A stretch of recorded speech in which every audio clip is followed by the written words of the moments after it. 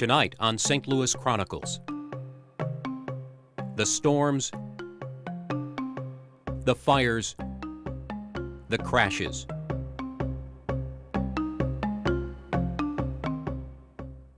The dramatic events, moments in history, and St. Louis would never be the same.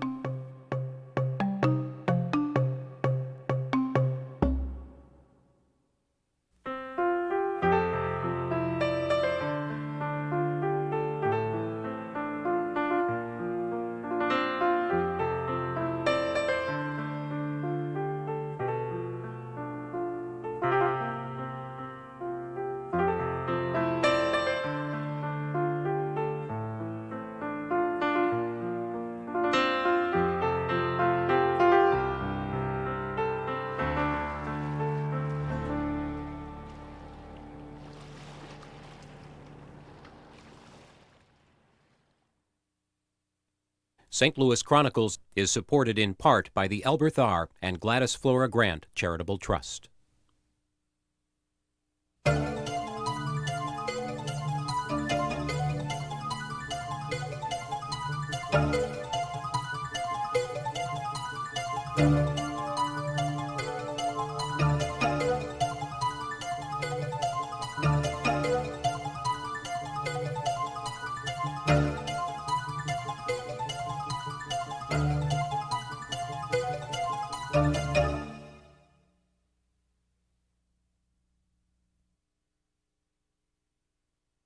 In just about any city's history, you could set aside a whole chapter just for the disasters, the fires and the floods, the storms and the crashes, the events of tragedy and upheaval, of bold headlines and special reports. And yet today, a lot of these have been nearly forgotten as old news.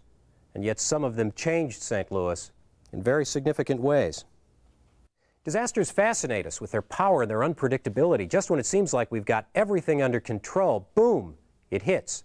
Anytime, any place. But this is a pretty old picture. Well, it's 100 years old at least. This was at 2706 Allen Avenue. But this is I, 4 years old. Isa Lee Bishop, 105 years old, and she was there, one of the few people left who remember one of the most terrible days in St. Louis history.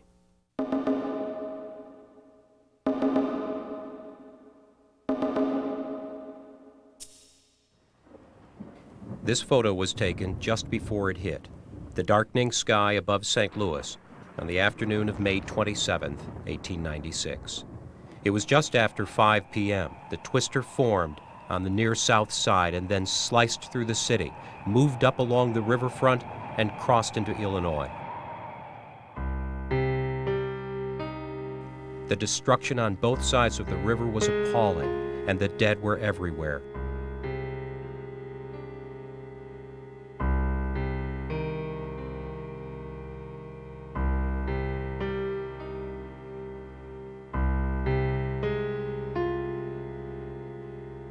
More than 300 people killed because this hit everything: houses, factories filled with workers, a hospital. The Soulard neighborhood was devastated. This area was particularly hard hit. It was a dense area, it was a compact area populated primarily with working class immigrants, largely German. Within a 1-mile radius of this area, over 50 people were killed.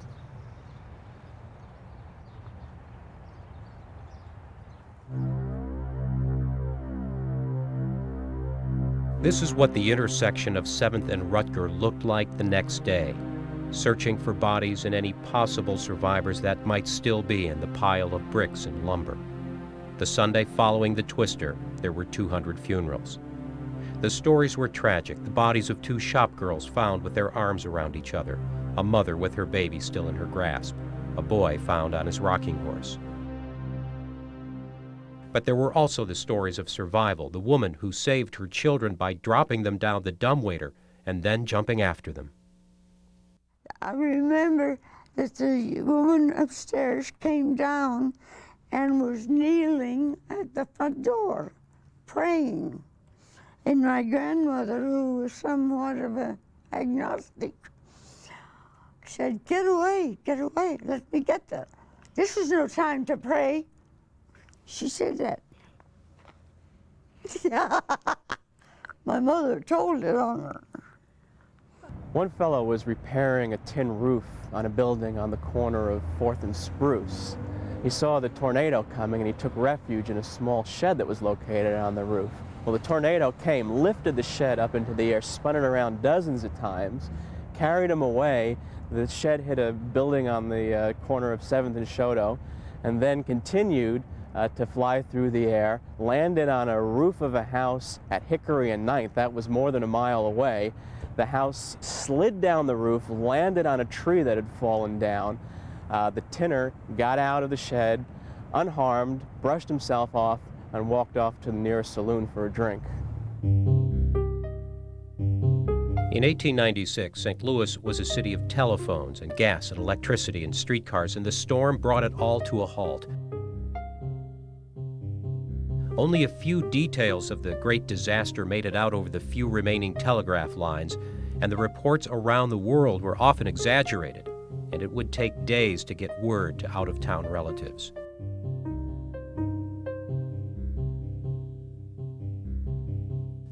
Another problem, in the hardest hit areas, hundreds of thousands of people were coming to view the destruction. Also, criminals took advantage of an opportunity. There were a lot of looters that attempted to steal from the buildings that had been collapsed or ruined, and thieves came from as far away as Chicago and Cincinnati just for the purpose of thievery. And in the aftermath of a big city disaster, big city politics. The wealthy neighborhoods, some said, were getting help faster than the poor. It took a long time for electricity to be restored to the South Side. A mass meeting was convened on the South Side, and the mayor was hung in effigy. The recovery, the rebuilding, would take a long time. It was one of the most terrible days in this city's history, a long, long time ago, but not so long that it is quite yet out of memory. 101 years later, a little girl grown very old, who was impressed not by a brush with death or by the power of nature, but by the rubble beneath her tiny feet. And when we came back to stay with somebody, I walked over bricks, and that impressed me, the idea of walking on bricks.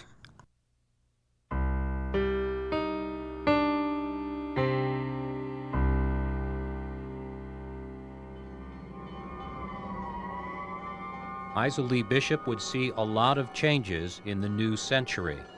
Fire and emergency crews would arrive more quickly than they did in 1896. They'd be better trained, better equipped, and more sophisticated. But their powers are still limited. The Carson Union Maze Stern Fire in 1962 was a spectacular 5-alarm blaze in the heart of downtown. All of those men, all that equipment, and it all shows how little they can do when a fire gets out of control, especially in an older building.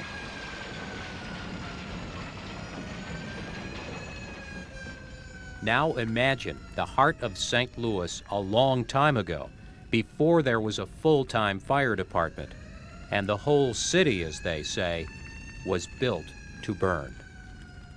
London and Paris and New York and Chicago and St. Louis and San Francisco, all the major cities of the world have had a major fire that almost completely destroyed their cities.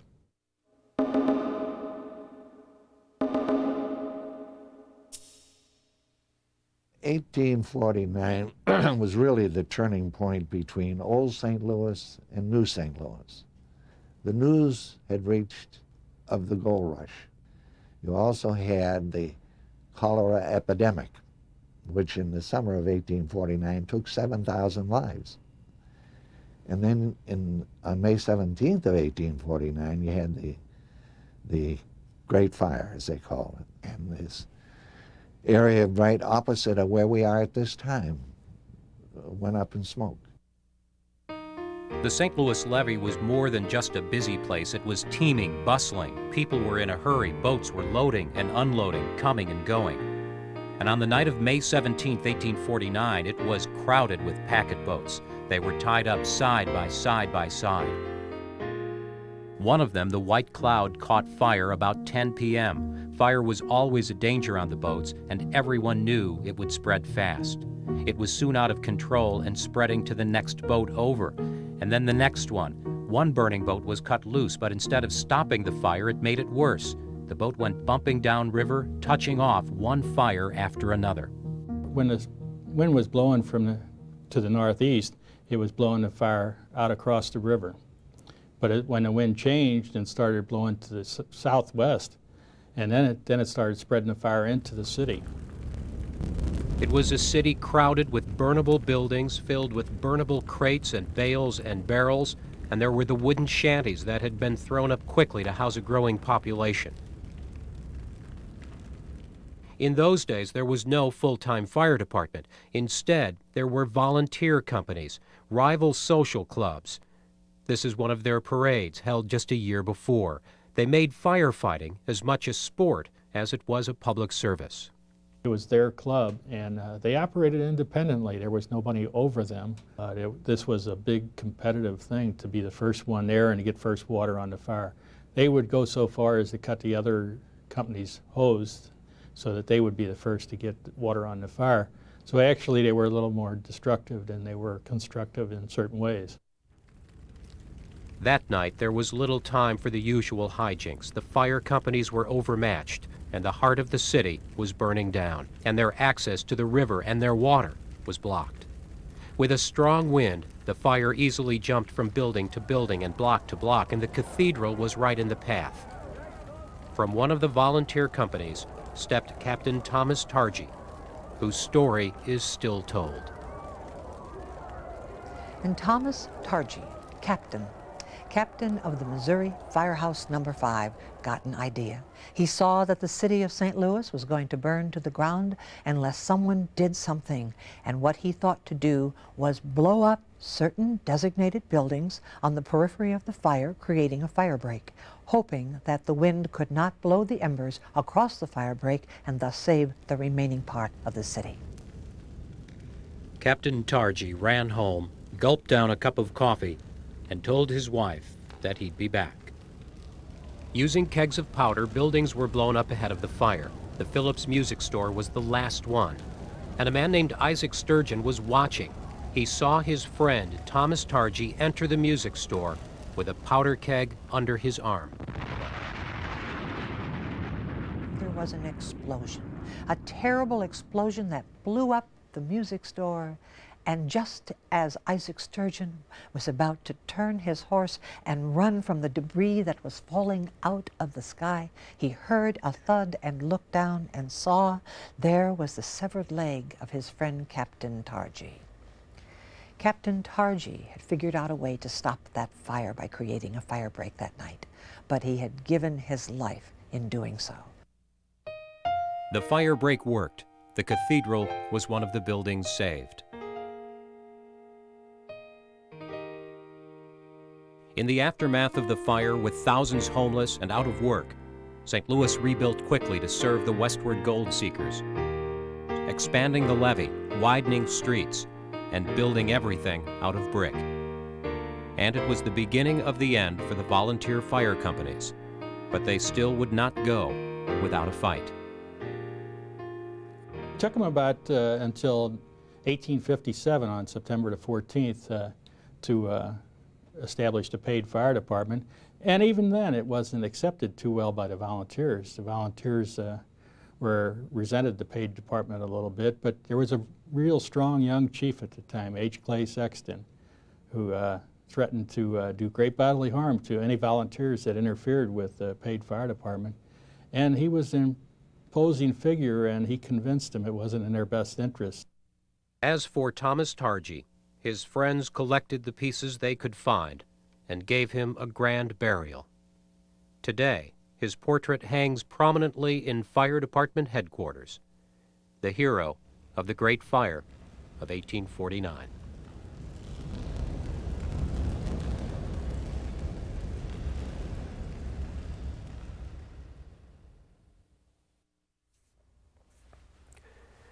Sometimes a disaster is defined by its scope. A huge area is burned down or flooded. A great number of people are affected. But sometimes they have an impact on the community because of who or what is involved. A landmark is destroyed. A prominent leader is lost. As I got out of the car, a fireman passed me. He said to me, "Son, aren't you the chief's kid?" And I said, "Yes, I am." He said, "You better get up there in a hurry." He said, "Your dad's been hurt real bad." And he said, "I don't think he's going to make it."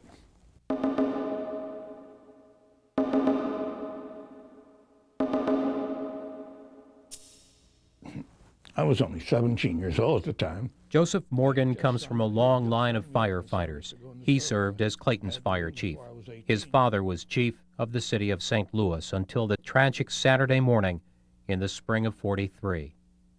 The Goodwill Industries building at 713 Howard caught fire and it spread fast. The chief's house had an alarm, and young Joseph decided to go watch the big fire. It was clear the old building was weakening. Firefighters were still inside and on the roof, and Chief Morgan went up the fire escape to order his men out, stopping to check every floor. There were 7 men inside the building, and he actually went up there to tell them to get out. And there was the Rethmeyer Coffee Company is right next door, and he told them, he said, "Jump on that roof there and go over to the ladder and climb down and get out of here." He said, "This building's unsafe." So all 7 of them did, and he saved their life, you know. The chief was still on the fire escape when it all came down. His son arrived just a moment later as they were digging him out. He rode the ambulance with him to City Hospital, but there was nothing that could be done. It's hard to believe it's been that long ago. He was a fine man, though. Fine man. Absolutely fine man. Fire Chief Joseph Morgan was a true hero, sacrificing his life to save others. The funeral was huge, one of the biggest the city had ever seen. Among the prominent mourners was the mayor, William Becker, who would make his own tragic headlines later that summer.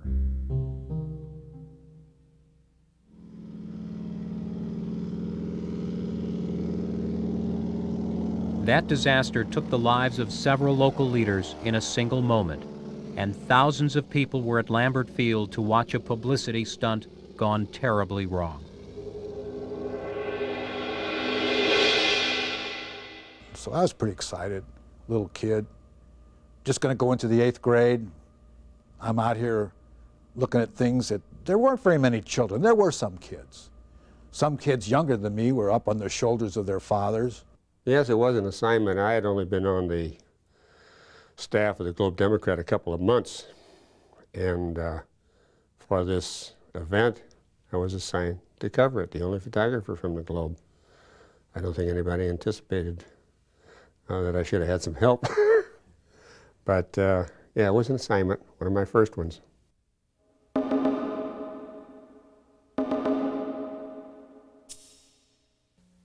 St. Louis's Robertson Aircraft was making gliders here for the war. These films of the gliders were shot later in action. They were throwaway aircraft, used once to get men and equipment behind enemy lines and then abandoned. They would earn a reputation for unpredictability, especially on landings.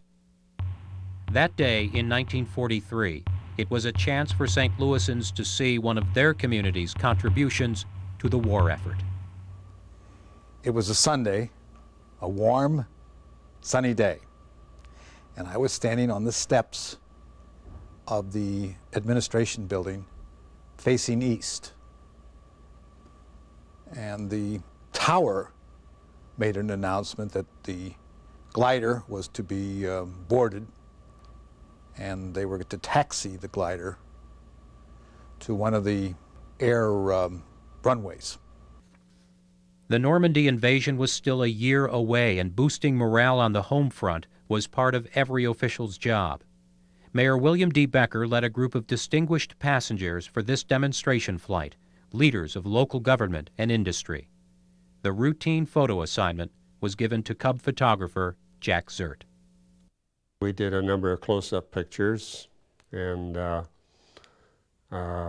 few things like that, and then we even went inside the plane and made pictures of the passengers seated on either side of the aisle, and we even asked if we could go up with them.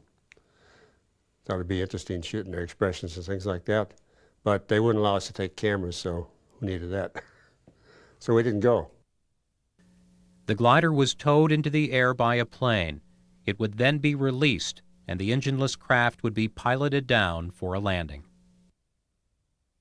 It took off and flew quite a distance around, and I made pictures of it flying across, and then it was making a sweep coming back, and I wanted to make another picture.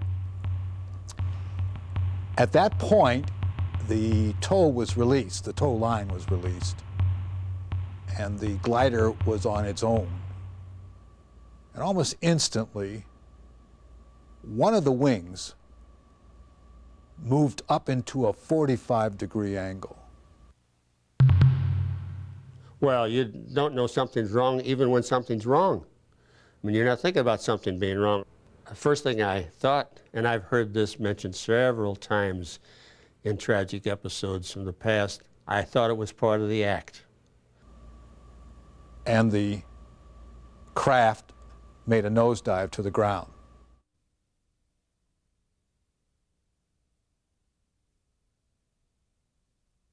So I decided to keep it in my finder and track it till just before it hit the ground. Well, it started to spiral. And at one point, my heart was in my mouth, and I wasn't thinking about the poor people inside. I was thinking about making a photograph. My heart was in my mouth as the wing turned and pointed directly at me, and I said to myself, well, that's no picture. I got to get it all the way around before it hits the ground. Well, it did make one more spiral, and that's when I shot. And then bang, it was on the ground. Might have been a sound similar to an explosion. I couldn't see anything because it was farther out on the field. And yet, the tower said that there's nothing else we can do here, please go home. And people, I think, were in a state of shock for the most part and began to file out. The glider had fallen 2,000 feet in a matter of seconds, no time for anyone to use a parachute. The military confiscated and developed all the photographer's film before releasing it to them. Jack Zert's picture was on the front page of the Globe the next morning and printed all over the country and in Life magazine. For years, I'm the guy that made the picture of the plane crash, and even today, I hear that. But that was only the beginning. That was a good beginning, but it was only the beginning. There was a grand jury investigation, evidence of poor construction and quality control, but there were no indictments. In City Hall, they placed a memorial with the names: the mayor, the county's presiding judge, the president of the Chamber of Commerce, the head of Robertson Aircraft.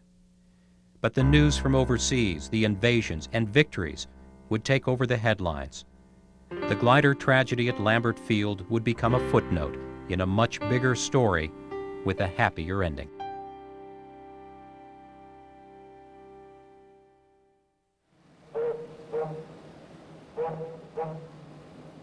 Well, the average life of a steamboat was 5 years, so it either was snagged or it caught fire or it exploded.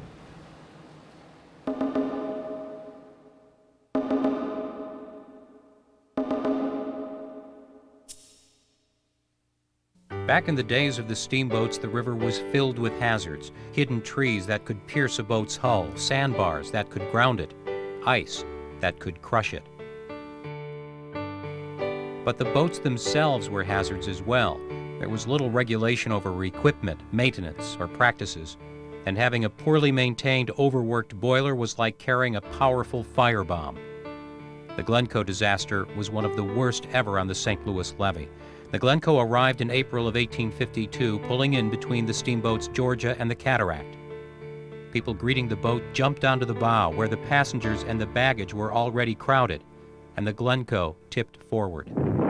This changed the level of the water in the boilers, causing an explosion. And the explosion blew away the cabin on the cataract. It catapulted people into the air and dismembered them, and some of the remains of people were found on the decks of boats around and on buildings across Wharf Street on the top of the buildings. It was just one terrible explosion. About 45 people were killed outright. It was just one of several tragic riverboat explosions of the era, and the causes were both mechanical and economic. Steamboat owners could make a lot of money. They could lose a lot of money. So they wanted to carry as much as they could, as fast as they could, because they never knew if the boat would survive to make another trip. The very worst riverboat disaster of all involved the St. Louis boat, the Sultana. It is one of the country's worst disasters of any kind in its history, and it is nearly forgotten. It was a greater disaster than the number of people lost on the Titanic.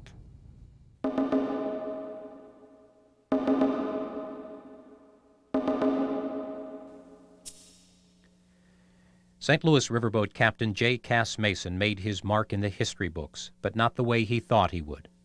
Mason wanted the Sultana to be remembered as the boat that delivered the news to the South. President Lincoln had been assassinated. The Civil War had been tough for business, and now the St. Louis owners of the Sultana wanted to recover their losses fast.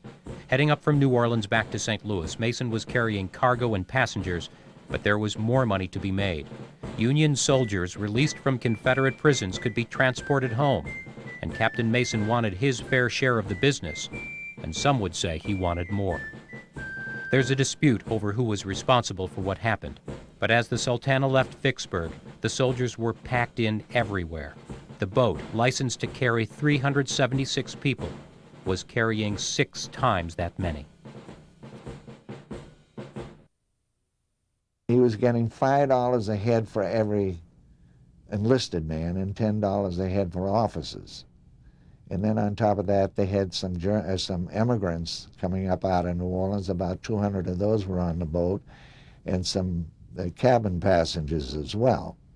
So they had like close to 2,300 people on the boat. The river was high, the current was strong, and Captain Mason had been having problems with the Sultana's boilers. And he got a little bit above Memphis, about 4 miles above Memphis, when the boat blew up. It was a massive, horrendous explosion. Private William Crisp of the Michigan Infantry saw hundreds trapped in the flames. The heat was so intense, he said, "I thought I should be roasted alive then and there." He was one of the lucky few. No one knows just how many people were killed, nearly 1,700, maybe more, most of them men who had lived through Gettysburg and the inhuman conditions of Andersonville prison, but they didn't survive the trip home. The whole country would pay the price of the steamboat era that had put speed, service, and commerce ahead of everything else. The steamboats would leave an environmental disaster in their wake. Steamboats burned wood, and they burned a lot of wood. In 1850, a large steamboat, documents that we've got suggest that boats burned up to 75 cords of wood a day in a 24-hour period, which is enough. It's enough wood to build 16 houses, and there were over 700 steamboats that were plying the river at that time. They took the closest wood they could find along the riverbanks, with passengers often pitching in. Soon, nearly every tree along the river was gone. The banks, the natural levees, were weakened and worn down, and the river grew wider, shallower, and even more hazardous. By the 1880s, an average steamboat would run for just 18 months before, one way or another, the river took its toll. By the 1880s, Mark Twain mentions that he was aware of a steamboat wreck every mile from St. Louis to the confluence of the Ohio. The disasters of the steamboat age are behind us. The riverboats and the river people, those who made it and those who tragically didn't, are long gone. If you seek their monument, look around you.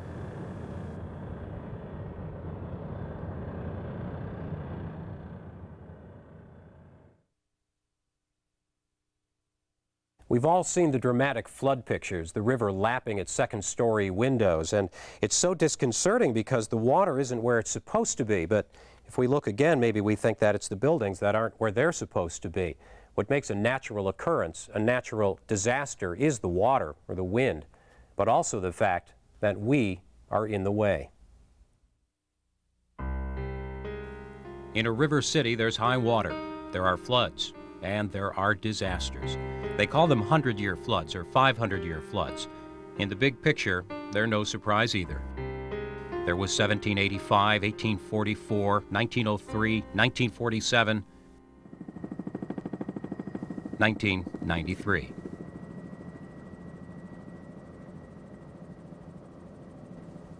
And they've gotten progressively more disastrous, not always because there's more water. There's just more us and more of our stuff where the river needs to go every generation or so. In 1844, the Mississippi River spread out all the way to the Belleville Bluffs. A flood is the one disaster that seems to happen in excruciatingly slow motion. It can be watched and tracked and measured, but there's nothing you can do to make it go away. You can only wait. A tornado, on the other hand, comes with a force and suddenness that seems beyond our comprehension. It's over almost before you're even sure that you've survived. Tornado's been described as sounding like freight trains. Well, this sounded like 1,000 freight trains.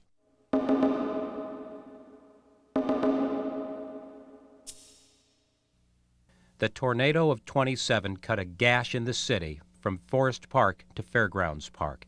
It tore through areas of factories, shops, houses, and schools. Hundreds of children were just settling back into their classrooms after lunch when it hit. You could see the funnel cloud.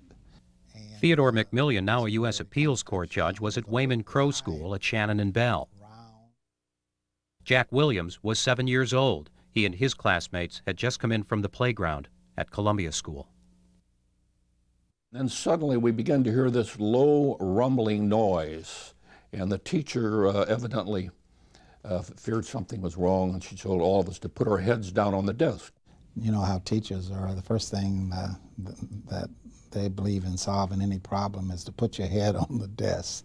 And I looked out the window, and across the street I saw the roof of the house across the street fly up into the air just like that. A big wooden telephone post, it's a telephone post, came through the window. When that post crashed through the window, it was time to get out of there. And we came out of the room, which was right close to the stairwell. But the stairwell had collapsed. And I want to say at this time, this roar of the bricks and the building falling and everything, the stairwell had collapsed, and we looked down to a gaping hole, no place to go. The children were screaming, and some of them had blood on them from cut glasses and everything. Columbia School was one of the hardest hit. Miraculously, no one was killed there, but 5 girls died at nearby Central High School. After the telephone pole crashed into his classroom, Theodore McMillian didn't wait around. He'd left his new puppies on the roof of his building that morning, and he took off into the storm. Ran up Leonard, came over Easton, down to Webster, and ran up on the 3rd floor. Rushed out on the roof to see about my dogs. And the Lord had a way of taking care of them.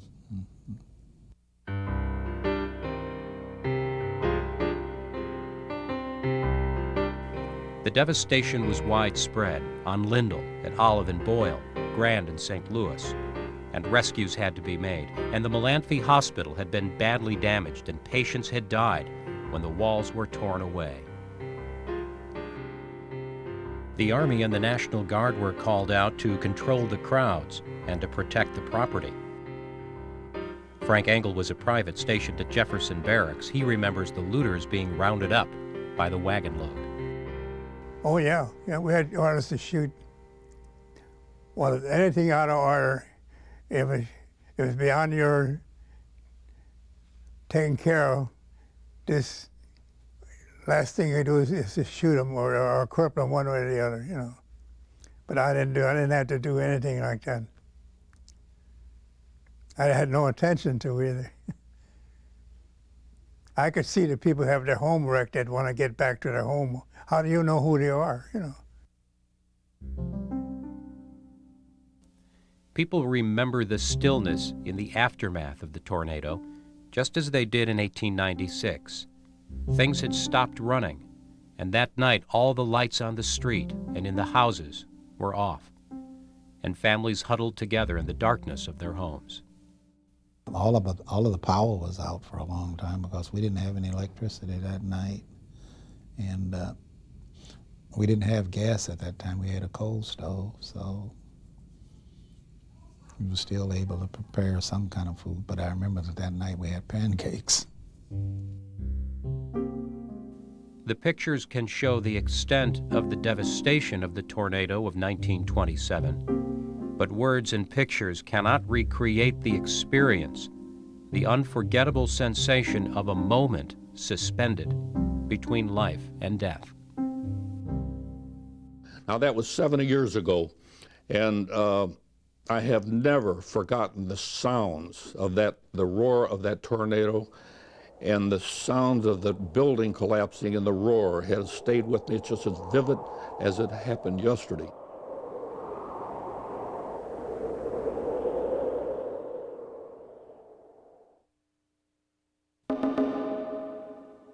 We live in a tornado region, that we know, but city people sometimes think that they happen only in the springtime and way out there somewhere. But 3 times, tornadoes have hit at the very heart of the city of St. Louis. In the spring of 1896, the fall of 1927, and in the middle of a winter night in 1959. What are the chances of that?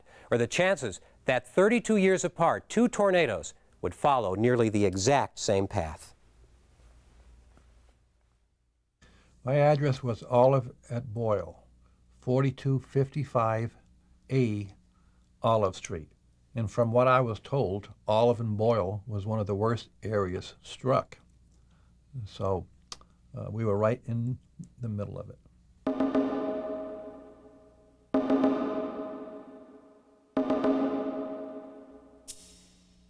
The tornado of 1959 is best remembered for knocking down KTVI's broadcast tower, for damaging the arena, and not just for smashing the intersection of Olive and Boyle, but for the rebuilding that brought the heyday of Gaslight Square. Well, you know, I was living above Smokey Joe's Grecian Terrace, and I was playing baseball for the Cardinals. That February night, Joe Cunningham was still awake, discussing Bible passages with his roommate. And then all of a sudden, it's 2 o'clock, and 2:04, the tornado came through our apartment. And I saw the wall crack and the paint cracked, and that's when I dove back in the bedroom. But the fireplaces, the gas fireplaces, was shaking. It scared me. It just completely scared me. When we finally got dressed and went down the stairway, you know, there was a lot of rocks and glass and everything there. And when we went out on the street, then we saw it was like an air raid. In fact, the fear of an air raid was one of the things that was making St. Louis better at dealing with the threat of a tornado in 1959, better than in 1927 or 1896. We interrupt our normal program to cooperate in security and civil defense measures. This was the 50s, and the days of putting your head on your desk were gone. Air raid drills would become disaster drills in all schools. And all the technology and the warning systems developed in the war and the Cold War were being applied to spot approaching storms and to get out the warnings. George Brancato was the area's meteorologist in charge the year the tornado hit. We, at that time, had just installed, shortly before this, one of the first radar used for weather. It was a modified radar that we obtained from the military, and it had been rehabbed so that we could use it for spotting weather. Unfortunately, it didn't make much difference in the '59 tornado. It was a worst-case scenario. Any warnings would go out to a sleeping population, and it was February. Even with today's advanced radars, quick-forming winter twisters often cannot be detected soon enough. It was determined that the tornado actually developed just as it got into the St. Louis area, so the population could not be advised in advance. The storm rolled into the St. Louis area. At Hampton and Oakland, Channel 2's tower came crashing down onto nearby apartment houses.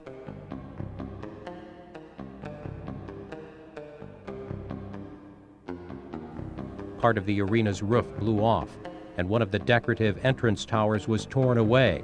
They would end up tearing down the other one as well.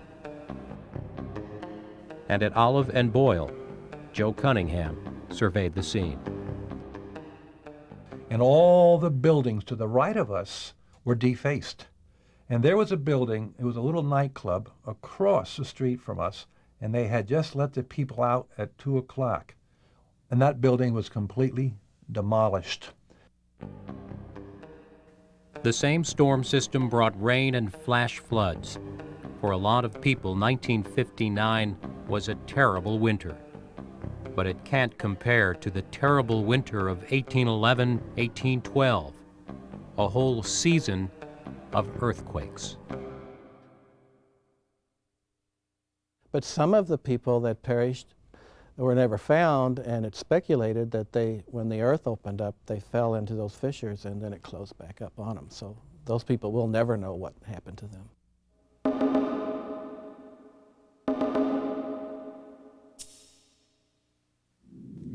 There were literally thousands of quakes and tremors that winter, including the most powerful in recorded American history. New Madrid and nearby settlements were hit the hardest. Further away in places like St. Louis, the damage was significantly less. The Daniel Boone home in Defiance is one of the few buildings left from the days of the quakes. And the house started to slide, and it slid, we believe, an estimated 10 inches downhill from where it had formerly sat. Now, I would imagine this was probably very terrifying for the individuals inside the home at the time. If the ceiling joists had separated a bit more, if a stone wall had twisted and bulged a little further, the whole place might have come down. The main support beams show how the earthquake shoved the massive stone house across its foundation. The Boone family that were there at the time, Nathan and his family, were so upset that they would not stay overnight in the home until they were sure it was safe. If the land was a dangerous place to be, the river was worse. More lives were likely lost when boats capsized in the cascading and churning waters. And during one of those large earthquakes, a certain part of the bottom of the river was thrust upward. And it sort of created a temporary dam to the Mississippi River, and it threw the water back on itself. And so people tell you the Mississippi River went backwards during that time period. And essentially that's true. Since the days of the Great Earthquake, the area has gotten a lot more crowded and a lot more complicated, and the disasters have gotten a lot more costly.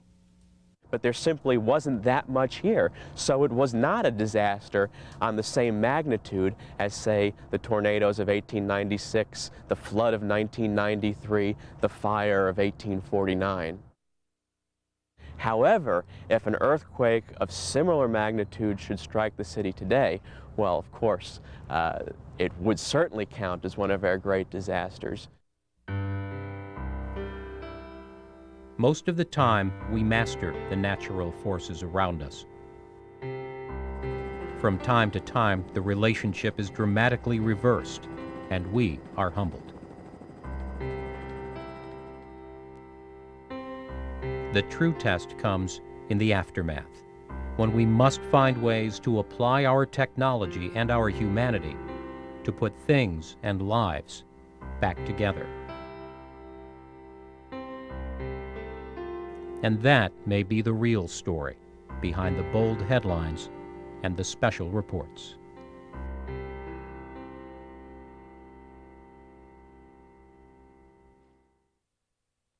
St. Louis Chronicles is supported in part by the Elberth R. and Gladys Flora Grant Charitable Trust.